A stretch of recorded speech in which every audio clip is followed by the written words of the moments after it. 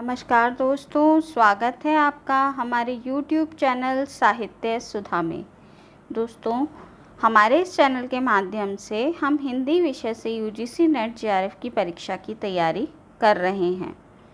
दोस्तों, admit card आने की सूचना आप सभी को मिल गई होगी, लेकिन किसी की भी हिंदी का एडमिट कार्ड अभी डाउनलोड नहीं हो रहा है क्योंकि एग्ज़ाम जो है वो अगस्त में होगा हिंदी का। तो आप निश्चिंत होकर तैयारी करते रहें, अच्छे से तैयारी करें, पेपर दें और तब अगर नहीं भी क्लियर होता है इस बार तो पेपर ज़रूर दें और देखें कि आप कितने पानी में हैं और अच्छे से दिसंबर वाले की तैयारी आप ज़रूर कीजिए। चलिए हम आगे बढ़ाते हैं अपनी वीडियो को। हम यूनिट 7 को पढ़ रहे हैं। यूनिट 8, 9 और 10 हम पूरी कर चुके हैं। यदि आप भी उन्हें पढ़ना चाहते हैं तो उनकी प्लेलिस्ट का लिंक मैं अपने डिस्क्रिप्शन बॉक्स में दे दूँगी, तो आप भी उन्हें कंप्लीट कर सकते हैं। अब बात करते हैं यूनिट 7 की। यूनिट 7 कहानियों की यूनिट है, जिसमें 21 कहानियों को शामिल किया गया है, जिसमें से 16 कहानियों को हम पढ़ चुके हैं। और आज हम इसी श्रृंखला में अपनी 17वीं कहानी, जिसका शीर्षक है लाल पान की बेगम, को पढ़ेंगे। इस कहानी के लेखक श्री फणीश्वर नाथ रेणु जी हैं। दोस्तों, सबसे पहले हम फणीश्वर नाथ रेणु जी के विषय में तथा उनकी रचनाओं के विषय में जानेंगे, जो परीक्षा के दृष्टिकोण से बहुत उपयोगी है। फणीश्वर नाथ रेणु जी का जन्म 4 मार्च सन 1921 को बिहार के अररिया जिले में फारबिसगंज के पास औराही हिंगना गांव में हुआ था। उन्होंने 1942 के स्वतंत्रता संग्राम तथा नेपाली राजनीति में सक्रिय रूप से भाग लिया था। उस समय यह पूर्णिया जिले में पड़ता था। उनकी शिक्षा नेपाल में हुई थी। उन्होंने ही आंचलिक कथा की नींव रखी। सच्चिदानंद, हीरानंद, वात्स्यायन आगे उनके परम मित्र थे। उनकी रचनाओं में कटिहार के रेलवे स्टेशन का उल्लेख मिलता है। रेणु जी की पहली कहानी नट बाबा सन 1936 के साप्ताहिक पत्र विश्वामित्र में छपी थी। मैला आंचल, जो कि इनका एक प्रसिद्ध उपन्यास है, इसका प्रकाशन उन्होंने 1954 में किया था। उसी की भूमिका में रेणु जी ने अंचल और आंचलिक शब्द का प्रयोग किया था। यानी मैला आंचल उपन्यास में ही इन्होंने आंचलिक शब्द को विस्तार पूर्वक बताया था। तब से आंचलिक को एक कथा प्रकार के रूप में स्वीकार किया जाता है। और रेणु जी की मृत्यु 11 अप्रैल सन 1977 को हुई थी। बात करते हैं रेणु जी की कृतियों की। उपन्यास मैला आंचल 1954 में, पढ़ती परिकथा 1957 में, जुलूस, दीर्घ तपा, कितने चौराहे, ये भी इन्हीं के उपन्यास हैं। कथा संग्रह एक आदिम रात्रि की महक, ये 1967 में, ठुमरी 1959 में, अग्निखोर 1970 में और अच्छे आदमी, ये भी इनका कथा संग्रह है।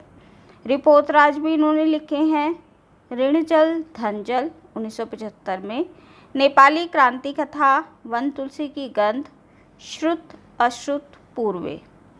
कुछ उपन्यासों का, कहानियों का दोस्तों सन पता नहीं होता है, तो आप उन्हें उनके केवल नाम ही ध्यान रखें।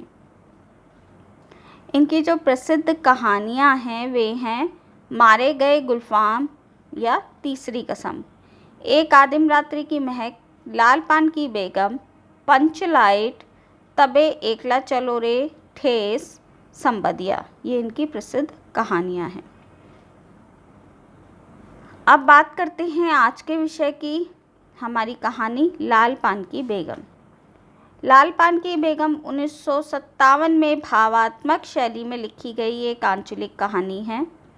ठुमरी संग्रह में संकलित लाल पान की बेगम 1956 की कहानी है।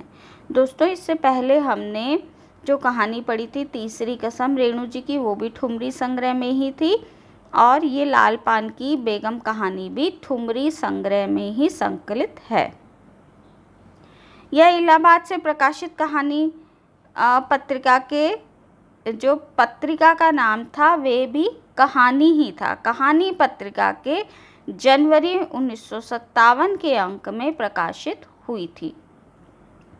पुंज प्रकाश ने इस कहानी का नाट्य रूपांतरण भी किया था, जिसे सन 1907 में शारदा सिंह के निर्देशन में पटना के कालिदास रंगालय में मंचित किया गया। लाल पान की बेगम नारी केंद्रित कहानी है। यह कहानी नारी सशक्तिकरण को केंद्र में रखकर लिखी गई है। गांव में महिलाओं के बीच होने वाले माहौल का जीवंत वर्णन कहानी में किया गया है। पति पत्नी के बीच रिश्तों की खट्टी मीठी नोक-झोंक, रूठना मनाना आदि इस कहानी में इन चीज़ों का वर्णन किया गया है। कहानी में ग्रामीण जीवन में होने वाले मेलों और नाच को दिखाया गया है। रेणु जी ने इस कहानी के माध्यम से नारी के स्वभाव और आत्मसम्मान को जग जाहिर किया है। दोस्तों, ये लाल पान की बेगम के कहानी के विषय में मैंने आपको कुछ महत्वपूर्ण बातें बताई। अब बात कर लेते हैं कहानी के पात्रों की। बिरजू चंपिया का भाई है। बिरजू की माँ कहानी की मुख्य नायिका है और एक सशक्त महिला जो सबको एक साथ लेकर चलने वाली है और इसी में वे विश्वास रखती है। इसी महिला को, बिरजू की माँ को ही लाल पान की बेगम भी कहा गया है।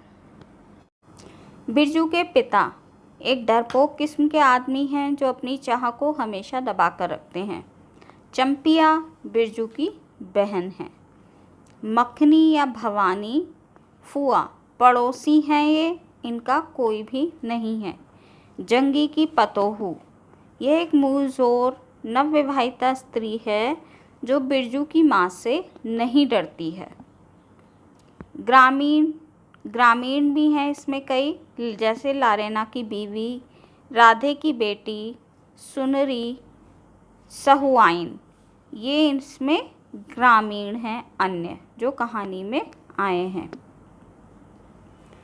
दोस्तों, अब बात करेंगे कहानी के सारांश की। मैं इस वीडियो में दोस्तों पूरी कहानी नहीं लेकर आई हूँ क्योंकि मुझे वो पूरी कहानी इतनी इम्पोर्टेंट लगी नहीं। कहानी के सारांश से ही आपको पूरी कहानी समझ में आ जाएगी क्योंकि सारांश मैं बहुत अच्छा लेकर आई हूँ। दोस्तों, कहानी के सारांश को शुरू करने से पहले मेरा आपसे अनुरोध है कि यदि आपको मेरी वीडियो अच्छी लगे तो मेरे चैनल को सब्सक्राइब करना ना भूलें। वीडियो को पूरा देखें, लाइक और शेयर भी कीजिए, साथ ही बेल आइकन को भी दबा दें ताकि मेरी आने वाली सभी वीडियो की नोटिफिकेशन आपको मिल सके। दोस्तों, कहानी का सारांश शुरू करते हैं। लाल पान की बेगम फणीश्वर नाथ रेणु की रचित ग्रामीण परिवेश से जुड़ी एक चर्चित कहानी है। इस कहानी में रेणु जी ने ग्रामीण जीवन के सुख दुख के चित्रण को बड़ी खूबी के साथ अंकित किया है। कहानी की नायिका बिरजू की माँ है। कहानी के प्रारंभ में उसे एक झगड़ालू तथा क्रोधित मनस्थिति वाली महिला के रूप में दिखाया गया है। इसमें बिरजू की माँ जो है उसको एक झगड़ालू महिला के रूप में दिखाया गया है। उसके पति ने उससे पहले ही कहा था कि आज शाम को उसे परिवार के साथ बैलगाड़ी पर बैठाकर बलरामपुर नाच दिखाने के लिए लेकर जाएगा।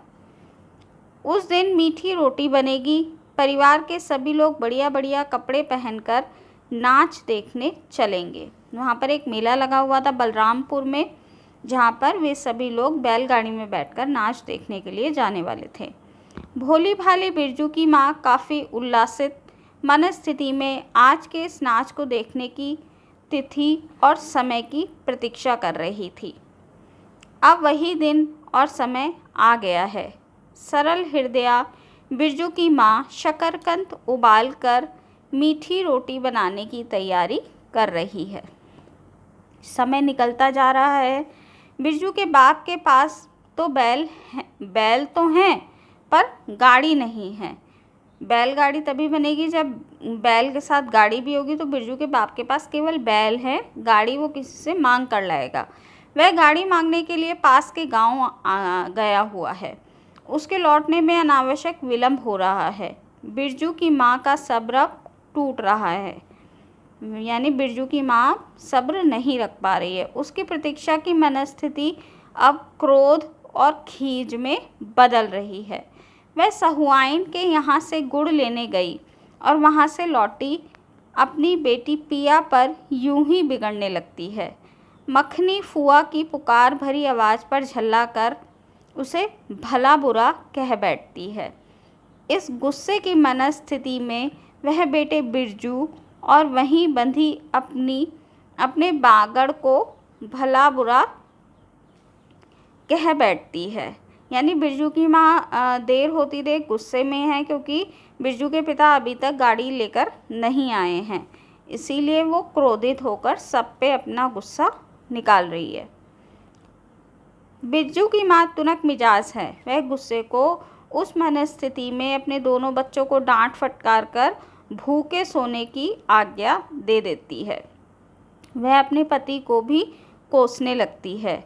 उसका भाग ही खराम है, उसका भाग ही, यहाँ प्रिंटिंग मिस्टेक है दोस्तों, उसका भाग ही खराब है जो ऐसा गोबर गणेश धर वाला पति उसको मिला है। वह अपने पति के बारे में ऐसा सोच रही है।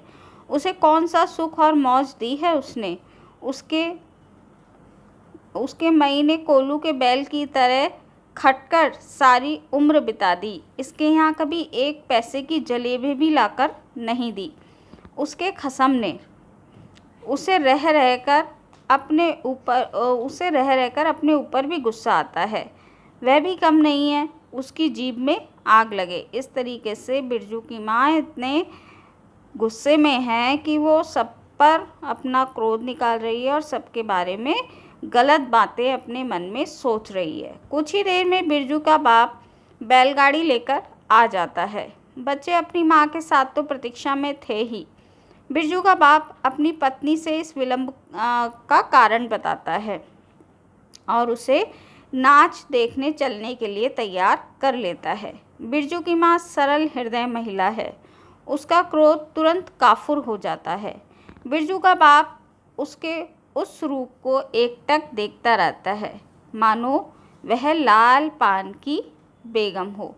दोस्तों, यहाँ बिरजू की माँ को लाल पान की बेगम इसीलिए कहा गया है क्योंकि जिस तरीके से हम पान खाते हैं हमारा मुंह लाल हो जाता है, उसी प्रकार क्रोध के कारण बिरजू की माँ का जो चेहरा है वो गुस्से से लाल हो गया है। इसीलिए इस कहानी में बिरजू की माँ को लाल पान की बेगम कहा गया है। चलने के क्रम में बिरजू की माँ गांव की कुछ बहुओं को भी अपने साथ ले लेती है और बैलगाड़ी में बिठा लेती है और वह उन औरतों को भी अपने साथ ले लेती है जिनसे उसकी बहस हो जाती है गुस्से में। उनको भी वह बाद में अपने साथ ले लेती है, जैसे जंगी की पतोहू, फुआ, इन सबको वह अपनी बैलगाड़ी में अपने साथ बैठा लेती है। उसके मन में किसी के लिए कोई मैल नहीं रह जाता और अब उसके मन में किसी तरह की कोई लालसा भी नहीं है। वह मेले जाते हुए, नाच देखने जाते हुए बड़ी ही प्रसन्न है। तो दोस्तों, यहाँ ये सारांश समाप्त होता है। छोटा सा ही है, ज़्यादा इसमें याद रखने वाली भी बातें नहीं हैं, केवल पात्रों के नाम। दूसरा, मेला देखने के लिए ये लोग कहाँ जा रहे थे? बलरामपुर जा रहे थे नाच देखने के लिए। और जंगी की पतोहू से उसकी झगड़ा हो जाता है। उसको, बिरजू की माँ को लाल पान की बेगम क्यों कहा जाता है? वह कैसी महिला थी? गुस्से वाली महिला थी। गुस्से वाली महिला के रूप में दिखाया गया, लेकिन वो एक साफ दिल की महिला भी दिखाई गई है। यही सब बातें हमें इस कहानी में याद रखने की आवश्यकता है। कहानी किस कहानी संग्रह में है? ठुमरी में। कब प्रकाशित हुई? 1956 में। यही सब बातें हमें याद रखने की ज़रूरत है। तो दोस्तों, इस वीडियो को यहीं समाप्त करती हूँ। कोशिश करूँगी कि आपका अधिक से अधिक कोर्स कंप्लीट करा दूँ और मिलती हूँ आपसे अगली वीडियो में अगले टॉपिक के साथ। तब तक के लिए नमस्कार।